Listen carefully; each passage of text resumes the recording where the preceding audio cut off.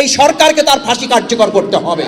যদি সংসদে এর সমস্যার সমাধানের রাস্তা না হয়, তাহলে ওই রাজপথ থেকেই আবার নতুন করে সমস্যার সমাধানের রাস্তা বের করা হবে।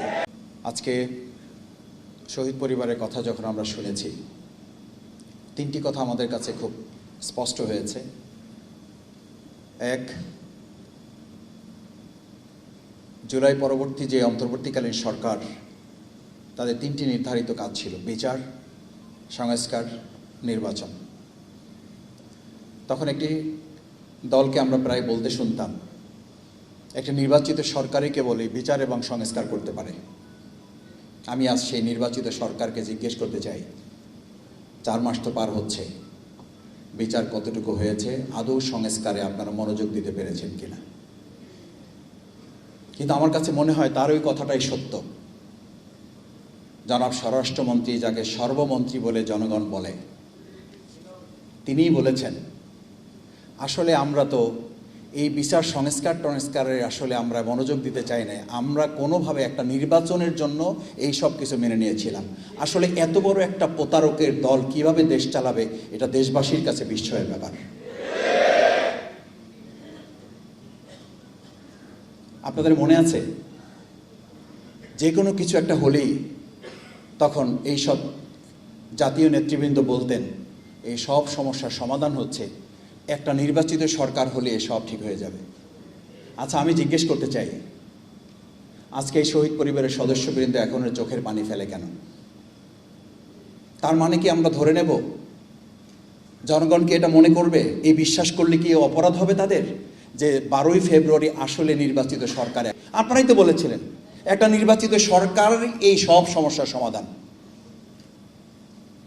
আপনারা শেখ হাসিনাকে নিয়ে আসার কথা, সেখানে শেখ হাসিনা নিজে আসতে চায়, আমরা নিয়ে আসতে পারতেছি না। সে ডেডলাইন দিয়ে দিয়েছে এই বছরের মধ্যে তিনি আসবেন, আর আমরা বলছি এই বছরের মধ্যে এই সরকারকে তার ফাঁসি কার্যকর করতে হবে।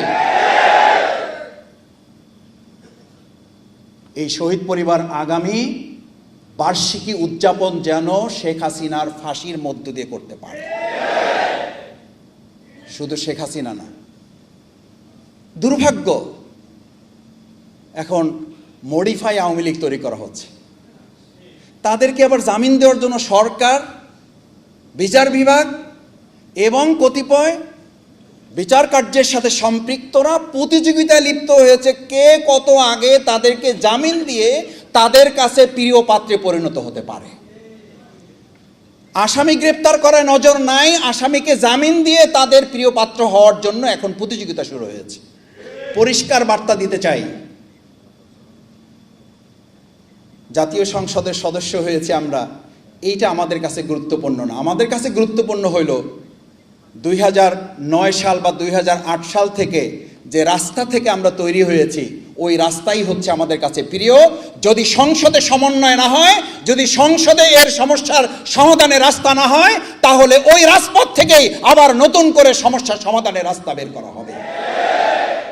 আমিরে জামাত বিরোধী দলের নেতা ডাক্তার শফিকুর রহমান খুব পরিষ্কার করে বলেছেন, যদি সংসদে এই জায়গায় সকল সমস্যার কেন্দ্রবিন্দু, সমাধানের কেন্দ্রবিন্দু এটা হয় আলহামদুলিল্লাহ, না হলে যেখানে মাননীয় স্পিকার বলে আমাদেরকে সময় নিতে হয়, আর মাননীয় স্পিকারও যখন বলে আপনার সময় শেষ, মাননীয় সংসদ সদস্য আপনি বসে যান, এই সংসদের বাইরেও কিন্তু একটা জায়গা বাংলাদেশে আছে যেখানে মাননীয় স্পিকারও বলা লাগে না, আর মাননীয় স্পিকারও বলে না মাননীয় সংসদ সদস্য আপনি বসেন, আপনার এখন এই কথা হা এবং নায়ে শেষ করে দেওয়া হবে। আমরা জনগণের কাছে হা এবং না নিয়ে যাব। জয় উদীয়মান হিরো।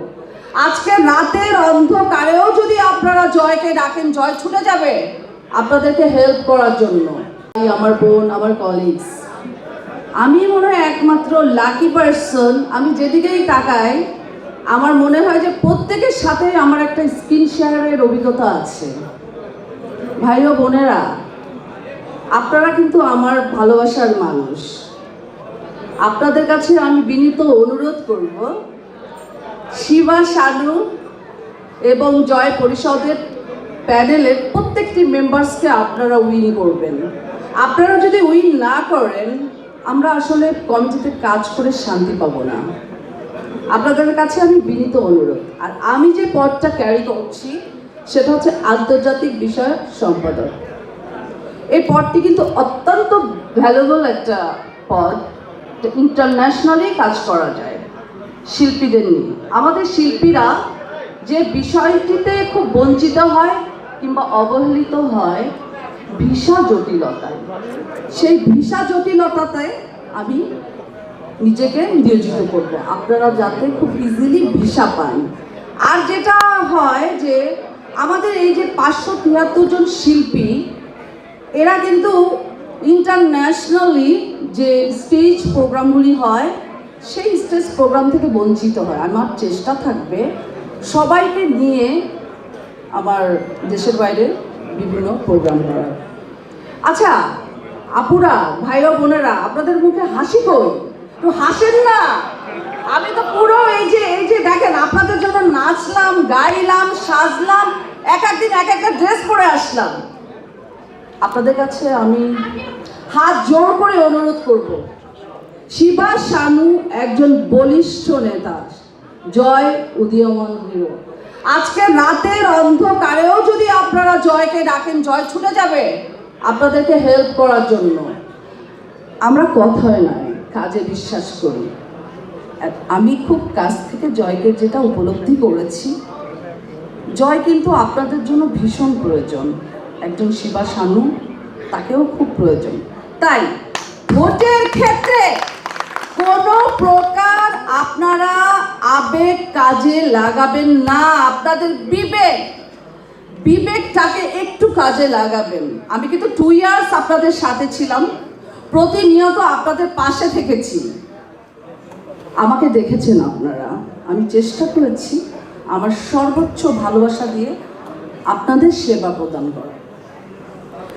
আমি এই পর্যন্ত যতটুকু ক্যাম্পিং করেছি কিংবা ইন্টারভিউ দিয়েছি, আমি কখনো বিপক্ষ প্যানেল নিয়ে কিছুই বলিনি।